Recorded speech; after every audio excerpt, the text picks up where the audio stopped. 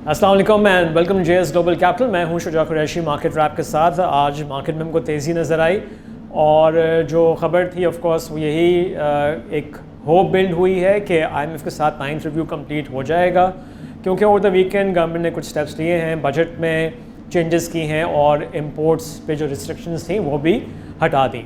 लिहाजा हमने देखा कि मार्केट का आगाज़ एक पॉजिटिव गैप के साथ हुआ और फिर थ्रू आउट द डे हमने मार्केट में तेज़ी देखी और इंडेक्स ने काफ़ी लेवल्स ब्रीच किए।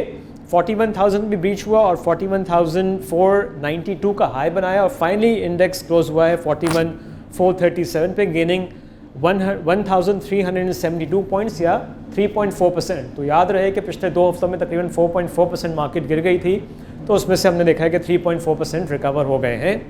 वॉल्यूम से भी इजाफा नज़र आया और KSE 100 में 121.5 मिलियन शेयर्स ट्रेड हुए।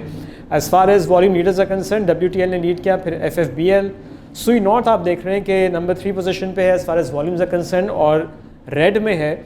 12.4 मिलियन शेयर्स में ट्रेड हुए, 6.5% नीचे बंद हुआ। इसके आज बोर्ड मीटिंग थी और रिज़ल्ट जो आया 4th क्वार्टर और full year of 30 year ending 30 जून 2022 पिछले साल का, तो उसमें 4th क्वार्टर में अर्निंग्स काफ़ी डिप्रेस्ड रही।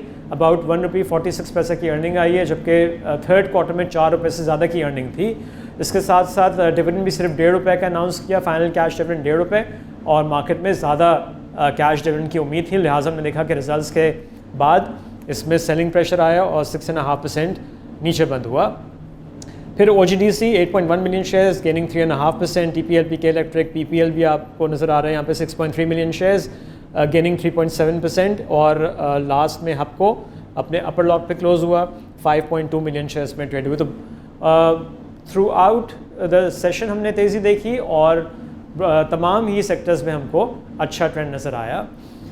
Moving on to the interbank market, initially थोड़ा सा रुपया डिप्रिशिएट हुआ था, लेकिन at the end of the day सिर्फ 3 पैसे की अप्रिसिएशन हुई है। 286.74 पे क्लोजिंग थी और आज 286.71 पे। तो इंपोर्ट्स पे जो रिस्ट्रिक्शंस हटी हैं, ज़ाहिर कुछ यही एनालिसिस था कि it will take some time, gradual होगा और उसका इम्पैक्ट भी हमको ग्रेजुअली नज़र आएगा on the rupee. Global stock market से जायज़ा लें तो एशियन मार्केट ज़्यादातर नेगेटिव बंद हुई, barring Indian markets, South Korea and Vietnam. और हम देख रहे हैं कि यूरोप में कुछ मिक्स ट्रेंड है। German DAX index is currently down 0.15%, FTSE is up 0.02 और फ्रेंच मार्केट 0.21% पॉजिटिव है। US फ्यूचर्स पे नज़र डालें तो US फ्यूचर्स फ़िलहाल मॉडेस्टली नेगेटिव ओपनिंग की तरफ पॉइंट कर रहे हैं, -0.02 से लेके -0.17% तक।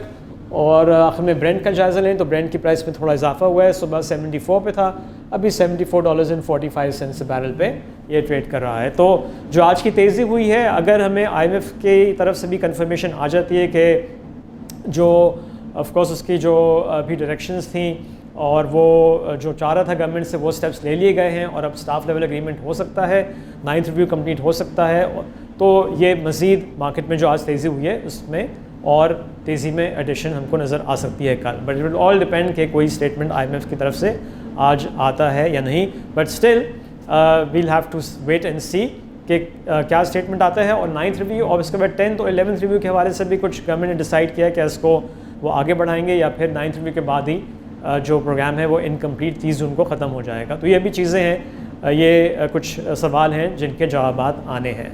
So that's about it. Have a nice evening. इंशाल्लाह कल मुलाकात होगी. Take care. अल्लाह हाफिज़.